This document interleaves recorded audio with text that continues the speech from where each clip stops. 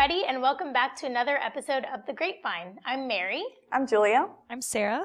And today our guest speaker is Dr. Mark Solomon. He is a robotic colon and rectal surgeon at the Colon and Rectal Clinic of Orlando here in Florida.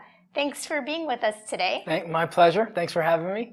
Welcome. So today we want to kind of dive into the process of becoming a doctor. So we have a lot of young viewers out there who are interested in the medical field and want to know what should they do, and what can they expect if they indeed choose to become a doctor. So let's start off with you telling us, what was your process like? So my personal process, I actually was born and raised in Tallahassee, Florida. And I graduated high school a year early. It's because that was the in thing to do. We all did that.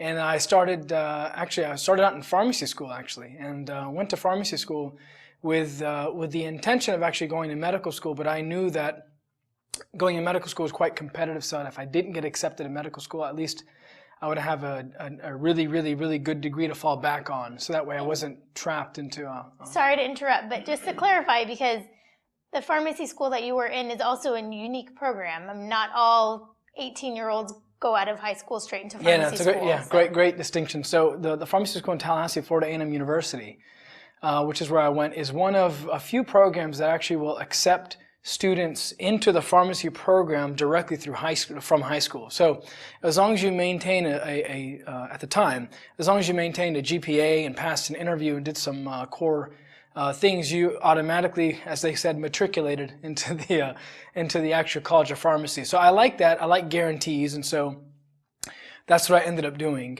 And actually, in my second year of college, just before I actually began the actual pharmacy program, I actually applied and got accepted to a program down at the University of Florida called the Junior Honors Medical Program.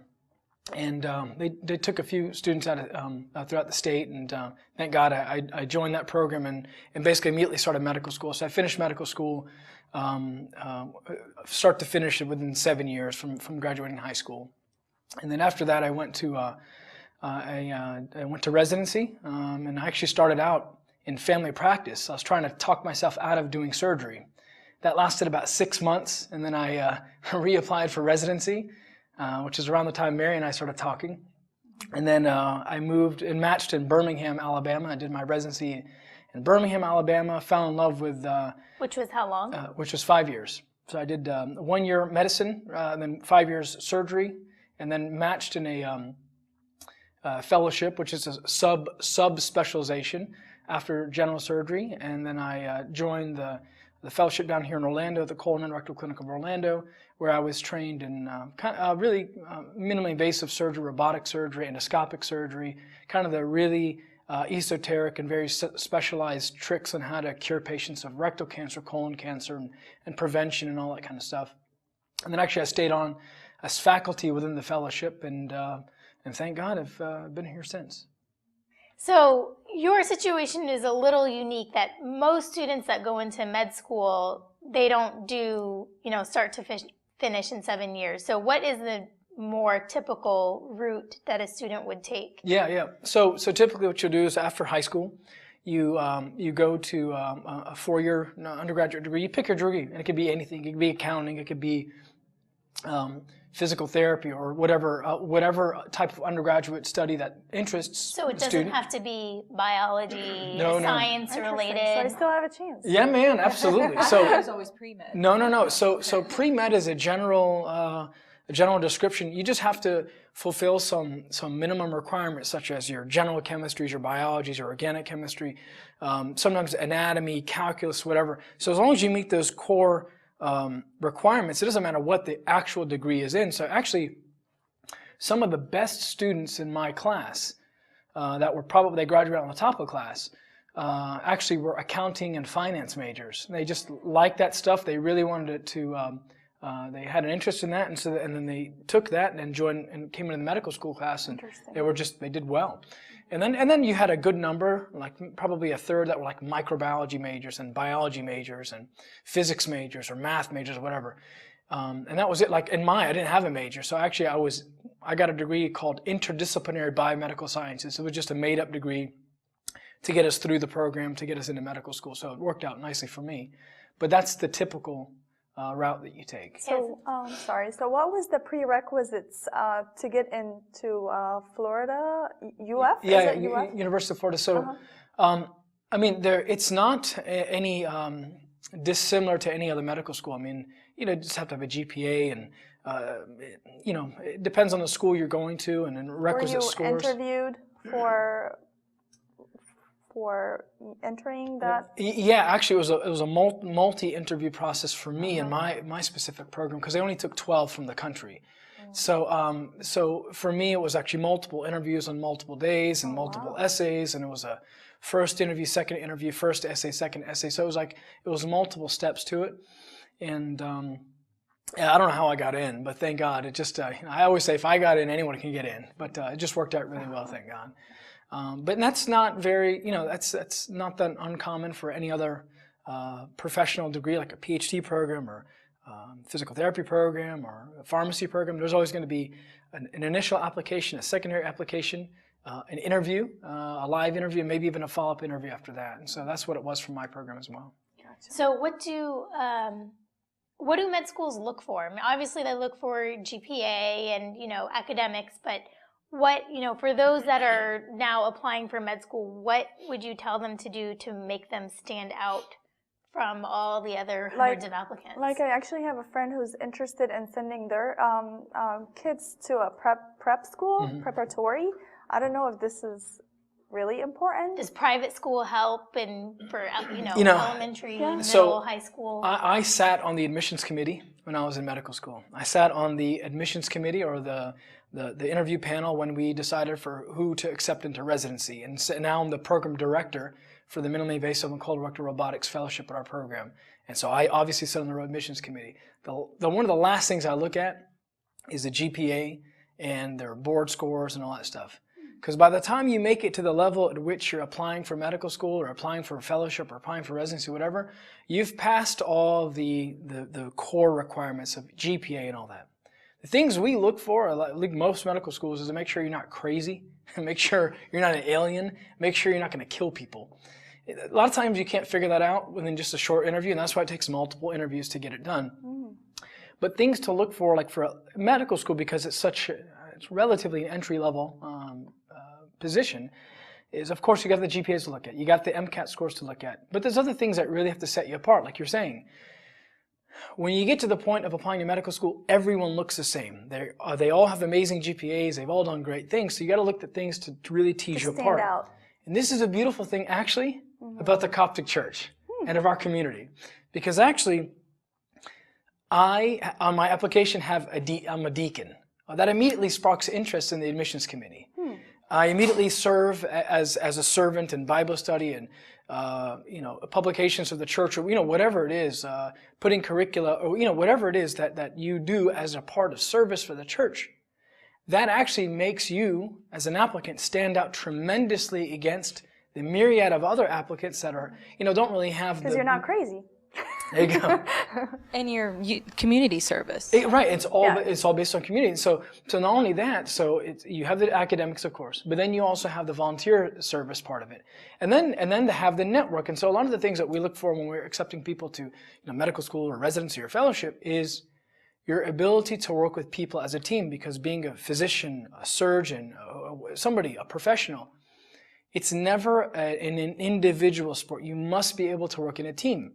So when you apply to a program, clearly demonstrating the fact that you know how to work in a team because you are part of a Sunday school. Extrovert. Yeah, exactly. Then that really helps set you apart. And so that's one of the major things that helps. So side note is extracurricular is one good thing that they look for besides the basic GPA that you said that.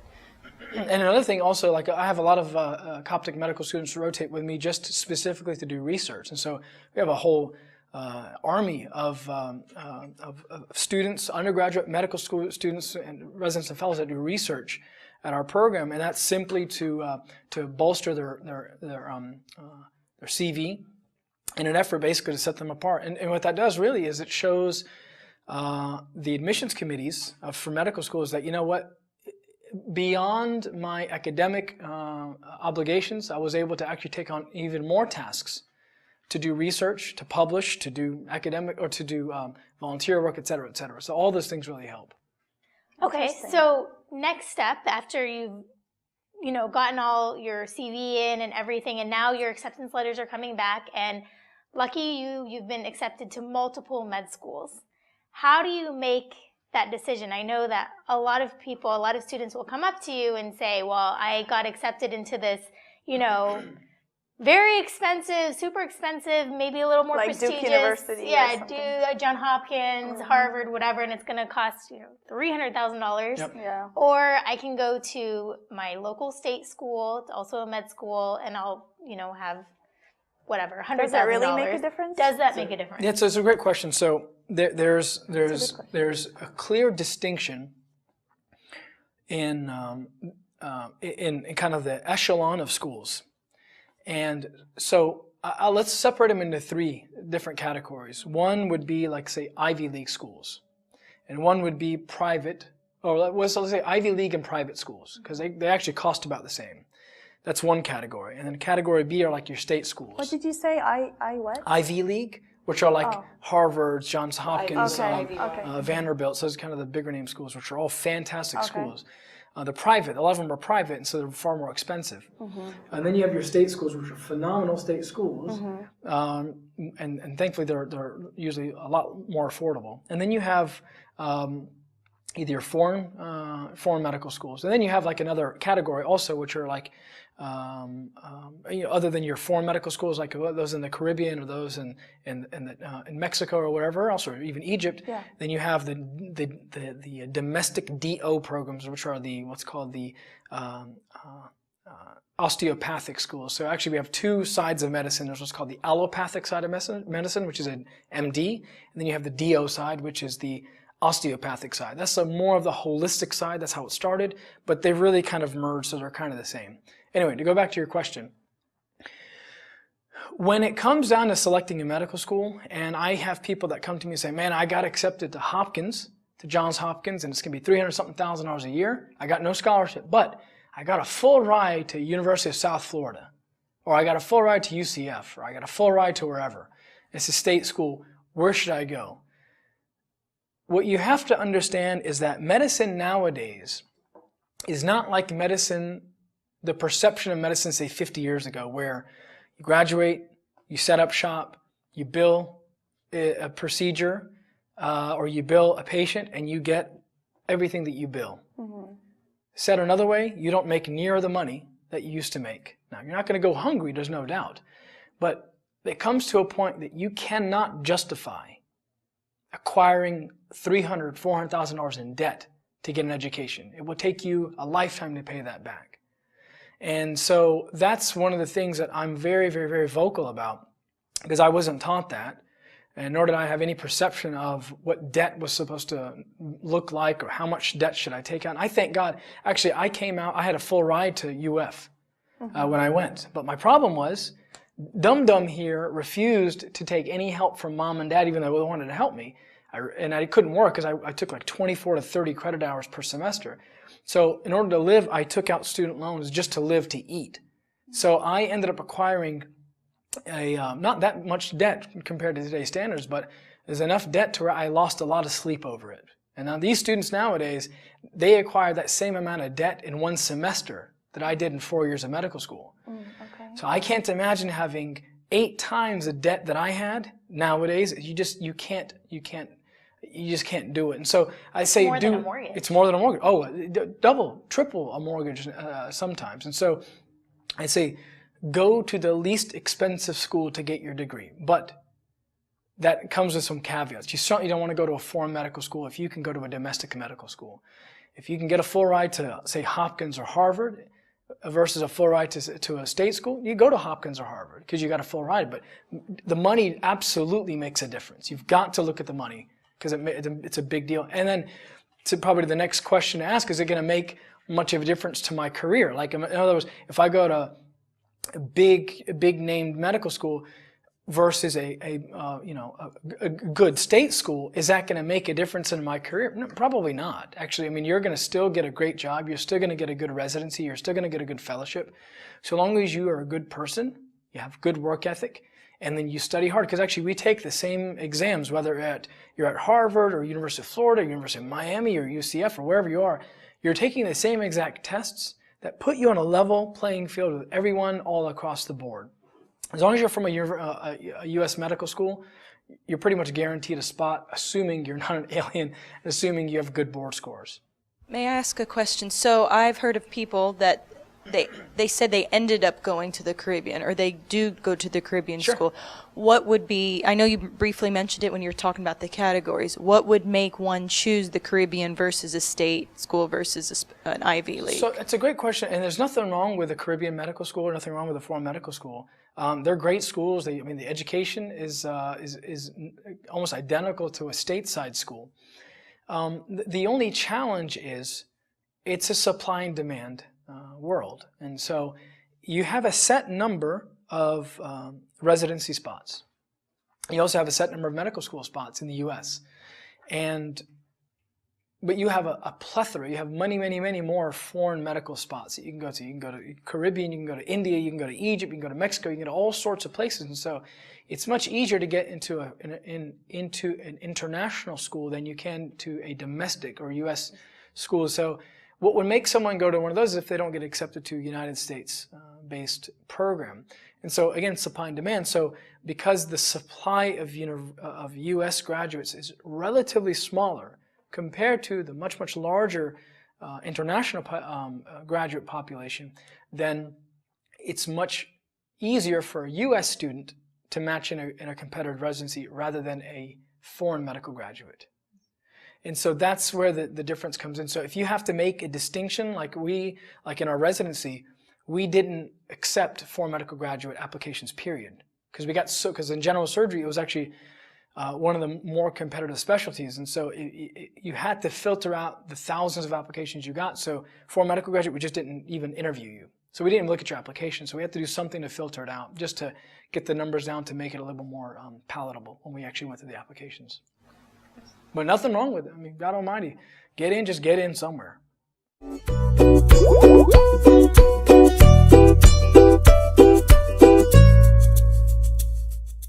All right, so we've gotten to med school. We're getting to the third and fourth year, and now it's time to decide on residency. So what made you choose surgery?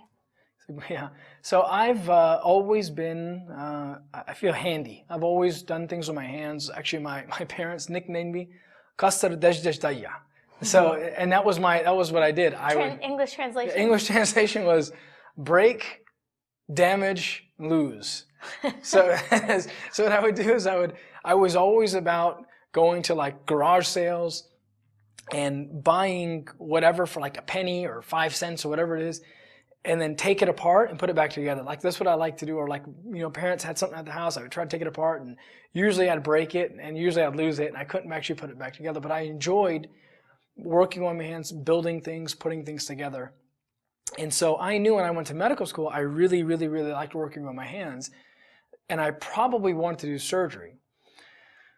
So for me, my story is actually my first rotation was internal medicine. I absolutely loved it because I was very cerebral. You had to think. It was really being a doctor, talking to patients, putting your hands on them. But you didn't do much in terms of physical procedures, but I still loved the cerebral nature of it.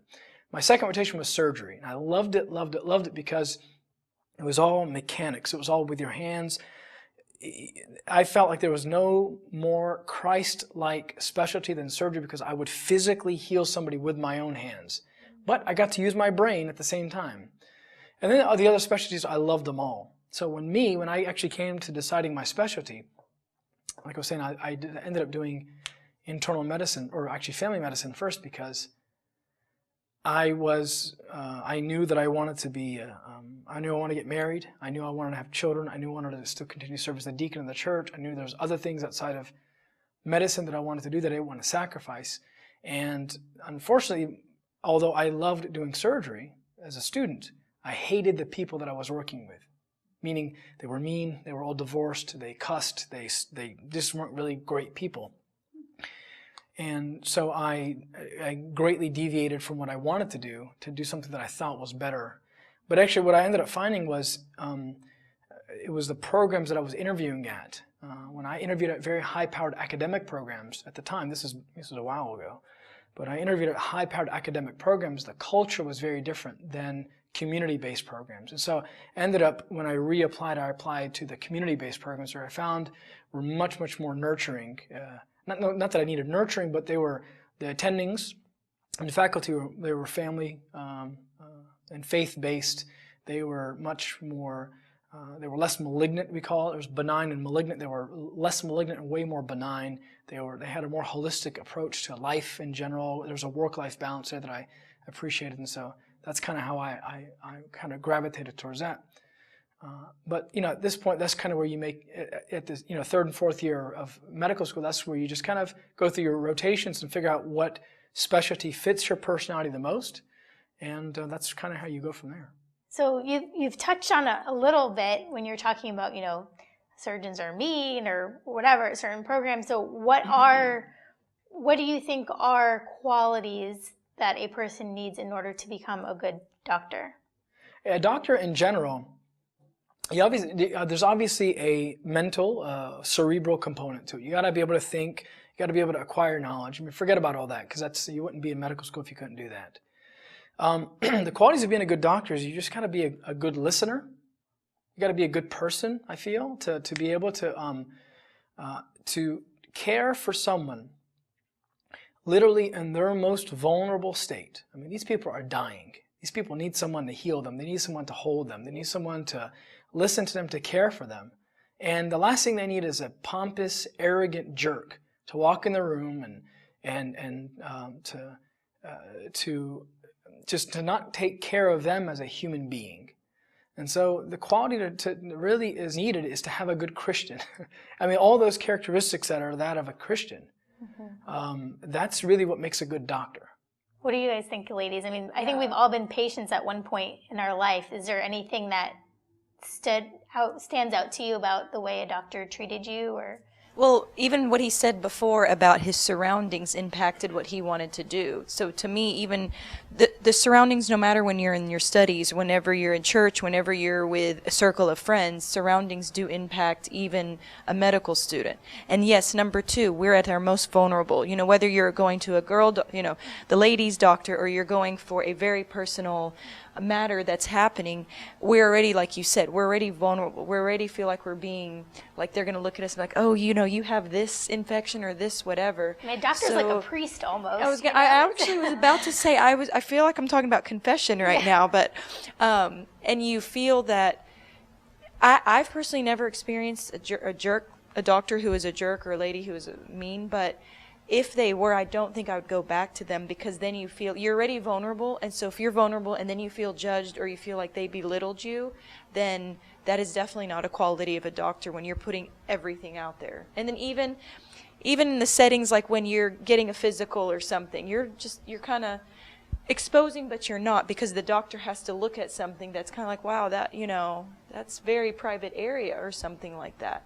And they have to say the right things to make it not look like that it's an awkward situation. Yeah. So I definitely agree. Yeah, and we're trained in medical school, I think in the better medical schools, of how to deal with very difficult situations, how to deal with a dying patient, how to deal with the female pelvic exam or the male rectal exam or the scrotal exam, the hernia exam, whatever. These very intimate, very awkward, very weird exams that we have to do. We have some training in that, but the problem is there's a lot of deficiencies in that as well, because they give you a script sometimes to learn from, but then you got to put your own personality into it to make sure that it's not mechanical and it's genuine. Because if it's not genuine, then you're just a fakest doctor, and you're not going to come off as a very human being. You're more of a robot. And so those are the things that I think that the nice things about residencies, or the training programs that have attendings or physicians that are mentors, that will mentor the younger physicians to emulate them as they kind of go through their career, to realize that this is you are taking care of human beings. This person is someone's mother, is someone's father, is someone's brother, is someone's sister. And I always say you treat them. I tell my patients before I do surgery, when you're on that table, it's just me, you, and God. And I'm going to treat you as if you are my own mother. And with the decisions I'm going to make it with the same respect that I would have as my own parent. And I think you have to approach it like that. Otherwise, you get very jaded very quickly, because medicine's not easy. Especially not these days. I mean, with all the stuff that we're dealing with all the litigious nature of lawsuits and the billboards talking about terrible surgeons and terrible mesh infections and you pick your thing. Medicine's not that easy, and so you really, really, really have to have a calling, and you really have to have a passion to do it, and to do good. And I think to do it well. So, what's your favorite part about the job, about being a doctor? Like I was saying earlier, I feel like, to me, like I was saying, there is no more Christ-like specialty. There's no more Christ-like profession that I could do, to where I'm physically touching, impacting, and changing someone's life based on a touch, based on a conversation, than being in surgery and being as a physician in general, but especially for surgery, because it's very hands-on, it's very technical, but it's very cerebral too. And I feel like, of course, I don't have any parallels to the priesthood, but I think there's a lot of, obviously there's very Christ-like tendencies to the priesthood in the sense that you're spiritually healing somebody by touching them, by taking their confession or taking their whatever. But I mean, you're kind of doing the same thing, like you were saying earlier, in medicine. And so you're becoming very intimate with somebody on a very different side of their life. Mm-hmm. And so that's what I really, really enjoy about it. And what about frustrations? You mentioned a little bit earlier, but what's the most frustrating part about being a doctor? Yeah, there's a lot. The good news is the benefits far, far, far outweigh the cons. What's the word? Pros and cons. The pros and cons. Yeah, the benefits outweigh the risks. So the benefits, the awesome things about medicine very much outweigh the bad things about medicine. There are some bad things. There are bad things in everything. Issues that I can't stand dealing with are insurance companies. I mean, insurance companies, I say, they're the devil. Like they are I always joke around with my patients, insurance companies are the devil incarnate, because all they want to do is take your money and they don't want to give it to anyone else. Pretty much. Yeah. Sorry if anyone works in the insurance business out there. But I mean, that's a frustrating thing, because on a daily basis, insurance companies are trying, I feel, to just hold on to the money and to restrict what specialists or what physicians do, even though those that are the most well-intentioned ones. I mean, of course, there are some physicians out there that probably have not some of the most pure and wholesome tendencies to take care of patients, but I think that's definitely the small sliver of the lion's share of awesome doctors out there that do this for a great, great, great reason. So that's one of the things that are frustrating to me about dealing with insurance companies. Other thing is dealing with just the bureaucracy of medicine. I mean, the way that we're being dealt with in terms of the government right now, we really have almost no representation within the government. I mean, you're never going to see a physician go on strike and not take care of a dying patient. You're never going to have that. Whereas you may have, I'll use the teachers as an example, as you may have a teachers union that comes in and they have a very strong voice because they're unified in their goals. And but you're never going to have a physicians union that's going to go and say, you know what, we're not showing up, we're not taking a call at the ER, gunshot wounds, you can die. We're not going to do that. We're dealing with other things, and so we don't really have good representation to our government to help us, help our voices to be heard, so that we can have things that really need to be changed, like tort reform. We're getting lawsuits and stuff like that, or getting the medications that we might need, or the hospital. Say for example, operating room time that we might need to take care of more patients. There's a myriad of small little things that kind of add up to a little bit pain, but again, the benefits far outweigh the issues within this awesome specialty, in this awesome field. All right, I would like to ask you a question. Can you talk about Dr. Mark as a dad?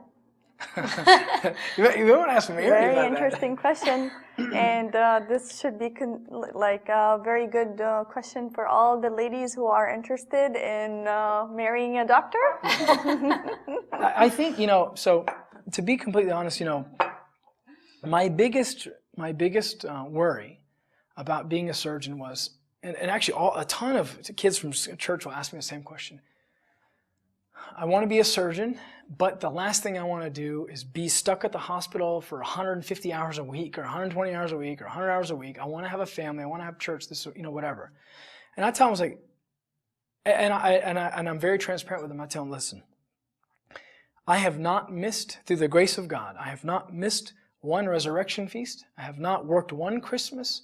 I have not missed one fast. There's not one feast that I've missed since entering into medical school. Birthday parties for the kids? I've never missed my children's birthday party. Have I? I don't think I have. Children, no, not children's birthday, not your own children. But, other children's birthday other parties. children's birthday parties. Yeah, that's fine. Yeah, I try to miss the. No, I'm kidding. But wife's birthday party? but when it comes to the fasts and feasts and birthday parties and family events, I, from the very beginning, made it a categorical priority to me. This was the highest priority thing because at the end of the day, and I tell my fellows this every single year when they graduate, I stand up in front of our 5 fellows and their family members and our 100 employees at our graduation dinner, and I say this exact same speech. I want you to look to your left, and I want you to look to your right. These surgeons that you're graduating with are great people, but I want you to look at yourself and I want you to remember one thing. You are replaceable. You're totally replaceable. I go outside right now and get hit by a bus.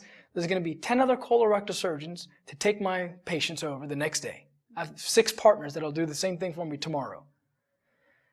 So to the people that I'm replaceable, be replaceable.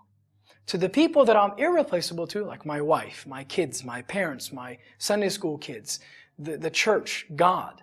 To the people that I'm irreplaceable to, be irreplaceable to them. Be available, be present to those people.